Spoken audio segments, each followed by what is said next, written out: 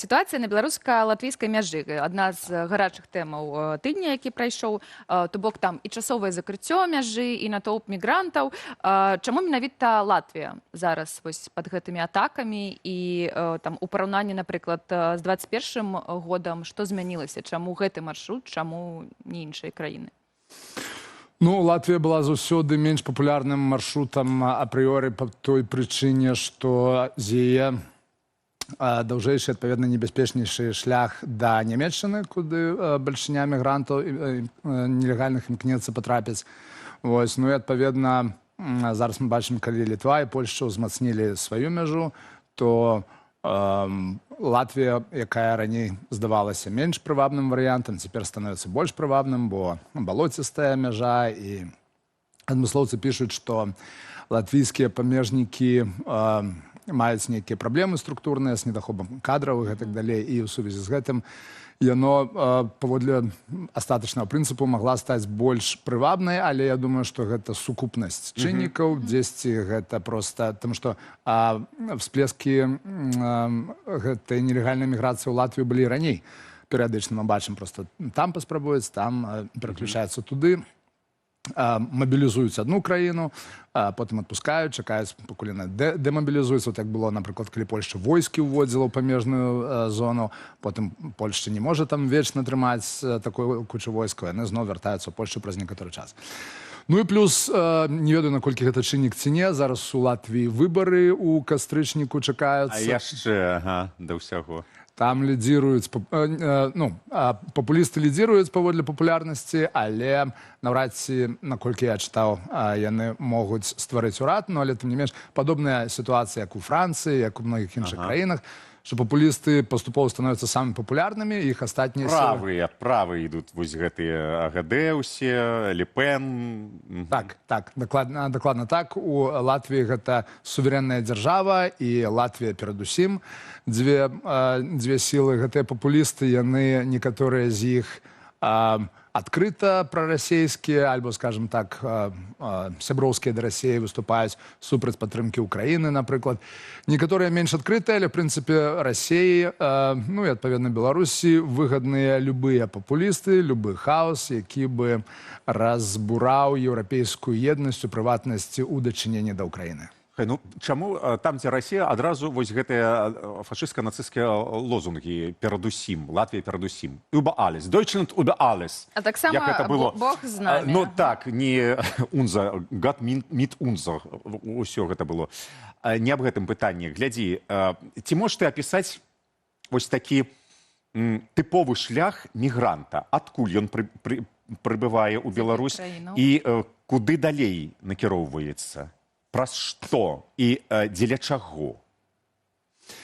Ну, у адрозненне ад 21-го года мы бачым, што пераважна яны ідуць праз Расію, прылятаюць у Расію, і далей праз Беларусь, як правіла, аўтатранспартам, затым патрапляюць на памежжа. У памежжы ўсё арганізавана, ёсць іхныя турысты з іхнай мовай, з іхных краінаў, турысты, арганізатары. А ёсць, ну і, адпаведна, яны забяспечваюць супрацу з беларускімі мытнікамі. Дзяржаўнымі структурамі, так, беларускімі? Ну, мы бачым шмат сведчанняў пра гэта, шмат аповедаў, таксама памежнікі польскія паказвалі відэо, як беларускія памежнікі ім паказваюць, значыць, куды ісці. Таксама мы, калі рабілі расследаванне і апытвалі мігрантаў, то яны, у тым ліку пад прыкрыццём, яны казалі, што так, ну яны прыходзяць, нешта перагаворваюцца з іхным каардынатарам, у каардынатара ёсць рацыя, па якой ён перагаворваецца па-расейску. Так што... Ну, мне падаецца, што відавочна тое, што працягваецца супраца з беларускімі ўладамі. Ну і як мы ведаем, тыя, напрыклад, хто эвакуаваліся ў свой час з Беларусі, это не так і цяжка, калі ў цябе адзін бок мяжы сяброўскі. Нават тады украінска-расейская мяжа была прахадная з вельмі невялікай колькасцю правалаў. Таму, уласна, гэты шлях і застаецца папулярным сярод іх. Далей яны, як правіла, стараюцца не застацца ў Польшчы ці ў Літве, а патрапіць у Нямецчыну. І для гэтага дзейнічае такое нелегальнае таксі. Это тэлеграм-каналы, дзе ў адкрытую, прычым іхныя куратары у адкрытую даюць рэкламы на розных платформах. І мы, дарэчы, калі пад прыкрыццём внедрыліся в одно такое нелегальнае таксі, і потым у нашым расследаванні мы распавялі пра іх, паказалі, то туды прыйшоў той самы куратар, з якім я размаўляў, і в каментах напісаў: так, это я, калі хочаце, па, значыць, 1000 евро за чалавека. Якая рэклама, не перашкаджай. Так, пішыце мне вось на... 1000 евро на, калі это было больш за год таму нашае расследаванне, 1000 евро на чалавека это было, то бок 4 чалавек у легкавой машыне адвез, 4000 евро. Давайте неяк так нагадаем, ці, мабыць, паразважаем, чаму мігранты едуць у Нямецчыну. То бок, каб зразумелі нашы гледачы, гэта з-за таго, што там ёсць нейкія пасобі, так? Гэта з-за таго, што там лепшыя умовы для прымання гэтых мігрантаў. Для працаўладкавання, мабыць. Больш мяккая, гнуткая сістэма, так? З-за гэта. Ну, мяккая сістэма і ўсё ж такі мацнейшая заходнееўрапейская эканоміка. Нягледзячы на тое, што і Польшча не апошняя эканоміка в Еўропе, але Нямецчына, ну, відавочна, істотна больш прывабная для іх і ў эканамічным плане, і ў пошуку працы. А з якіх краін яны прыязджаюць, мігранты? Гэта бліжні ўсход ці што? Блізкі ўсход, апошнім часам папулярны вельмі Афганістан. Вось. І плюс таксама, дарэчы, што важную ролю, што іграе, гэта тое, што у гэтых арабскіх, афганскіх людзей там ёсць вялікія камьюніці, якія іх могуць падтрымаць, і ёсць ужо культура таго, што працуюць выхадцы адтуль на самых розных прафесіях, а не толькі перадусім у таксі, як мы тут бачым. Ну, а частка з іх, напрыклад, едуць праз Расею, там атрымліваюць у Расеі дзе-небудзь часовыя пасведчанні. І вось навошта? Ну, напрыклад, Кабул, Масква, потым толькі Мінск, Беларусь, і там тады ўжо на мяжу. Навошта гэты вот... Можа, таму што летакі не летаюць? Не, ну, такі адказ табе? Слухай, гэта дзяржаўныя структуры. З Кабула лёгка да... Или з Пакістану откуда-нибудь лёгка прылятаюць летакі. Як вы думаеце? Ну, частка ж так летаюць. Яны сапраўды лёталі тады ў разгар на пачатку гэтага мігрантскага крызісу, на пачатку 21-го году. Але гэта проста нашмат даражэй. Ну, з Кабула в Менск няма рейсовых самолетаў, то бок это трэба перасаджвацца там в Стамбуле, в Дубае, альбо уласна ў той же самай Москве. Ну, а з Москвы ўжо прасцей даехаць, альбо, можа быць, хтосьці і далятае самолетам Москва-Менск. То бок дзяржава тады ў свой час змабілізавала Белавію на гэтую вялікую колькасць рэйсаў, але гэта проста дорага. І калі там, напрыклад, праход, вось гэтае горлышка пераходу мяжы, яно відавочна дагэтуль цэнтралізаванае, у тым ліку в эканамічным плане, па зборы.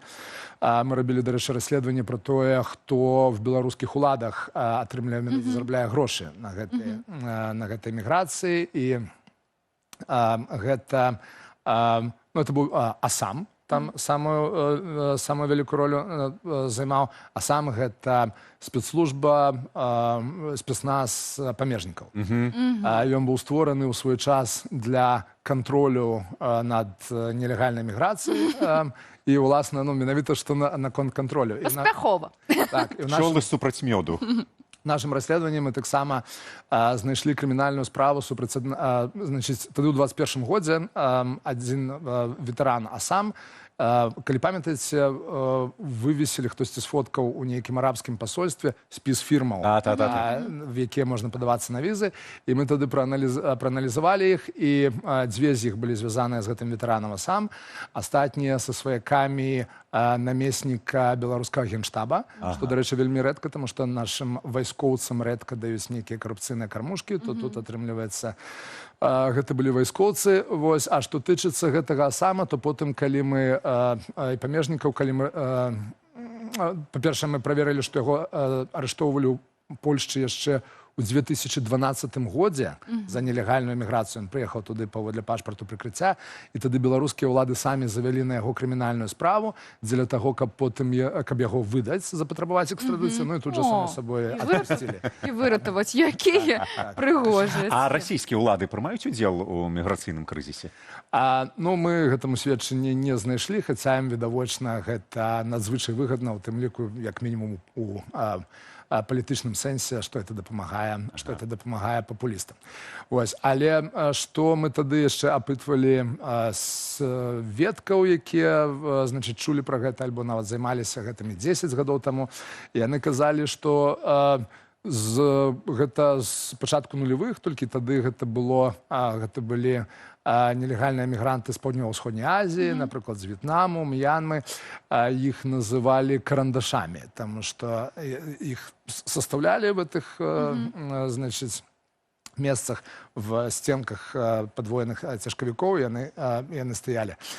То бок мы бачым, што гэта доўжыцца кантралявана. Дзяржава кантралявала яшчэ з пачатку нулявых, значыць, потым стварыла эту службу АСАМ, і тыя людзі распавядалі, што гэтыя асамаўцы былі тыя, хто працуюць за АСАМам, а былі, значыць, фрылансеры і залётныя, якіх яны вельмі жорстка білі, апрача таго, што проста саджалі, заводзілі крымінальныя справы, яшчэ вельмі жорстка фізічна іх душылі тых, хто спрабаваў тым займацца незалежна. Дарэчы, так, быў жа і кейс, вось, калі нядаўна Губазік паведаміў пра затрыманне групы, якая перавозіла мігрантаў з Расіі ў Беларусь. То бок, гэта не пра злачынства, якое яны караюць, гэта пра тое, што яны нейкія не тыя грошы, не тыя звязкі залезлі, так? Нейкія людзі, якія не даюць, як кажуць, на лапу гэтаму асаму і ўсім астатнім. Так, я тут думаю, это не настолькі нават проста, чым даваць на лапу, у сэнсе, як нейкая взятка, што гэта сістэматызаваная карупцыя. В прынцыпе, это вельмі сімптаматычна для карупцыі в любой галіне, якую мы расследуем, што беларускія ўлады, в прынцыпе, не хочуць, каб все паўсюль кралі. Вось, але яны хочуць, каб іхныя проксі, значыць, кралі, а драбнейшыя не. І таксама Беларусь жа унікальная ў тым сэнсе, што ёсць такая ГРЭКО, група дзяржаў па барацьбе з карупцыяй в рамках Рады Европы, называецца пад скаротам ГРЭКА.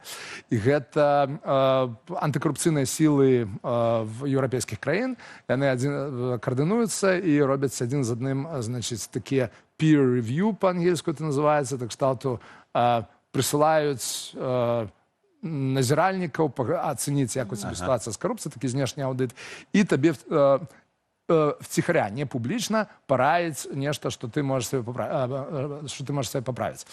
Так вось, Беларусь адзіная краіна ў свеце, адносна якой ГРЭКА зрабіла публічную заяву. Сказала, што... Мы такога яшчэ не бачылі ніколі. Мы такога яшчэ не бачылі, так. Охранелі там. І кажуць, што параўнаўча нізкая нізавая карупцыя, і кажуць, вельмі значная сістэма карупцыі ў верхах і дзяржаўным сектары. Калі гэта скончыцца? І ці скончыцца, калі мы бачым кейсы, якія былі І ці трэба скончыць? у Гішпаніі з Марока, то бок мы з розных канцоў у Еўропу едуць мігранты. Ці гэта скончыцца, ці такі свет зараз будзе, калі ўсе пераязджаюць у Еўропу? Ну, мы бачым, што відавочна ідуць такія працэсы, калі ўсё больш і больш канфліктаў разгараецца, у тым ліку на Блізкім Усходзе, у тым ліку мы бачым ўсё больш трывожныя знакі адносна недахопу вады ў свеце, і гэта больш за ўсё тычыцца Блізкага Ўсходу. В Іране, напрыклад, яны збіраюцца сталіцу, збіраліся перанесці ў іншае месца, таму што не могуць вадой проста забяспечыць Тэгеран. Гэта было яшчэ да вайны цяперашняй. Вось. Ну і у мараканскім, у гэтым крызісе ў Сеута мы бачылі, што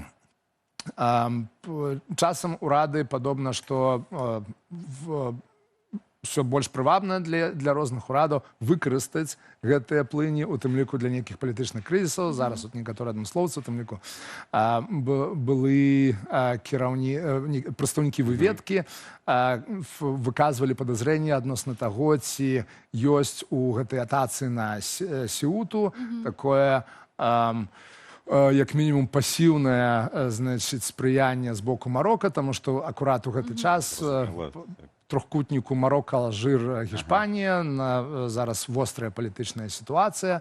Вось, і тыя і Марока магло паказаць такім чынам, што глядзіце, калі вы будзеце ігнараваць нашы эканамічныя інтарэсы, то Будзе мы таксама можам так. перастаць вас абараняць ад нашых Зразумела, грамадзян. зразумела. Дзякуй, Стасі. Ой, як гэта ўсё цікава, І але ж абавязкова складана. трэба казаць, і рускі след там ёсць. Ну, каб Так, як заўсёды, заўсёды. Збаламуціць. З намі ў студыі быў кіраўнік беларускага расследавацельскага цэнтру Станіслаў Івашкевіч.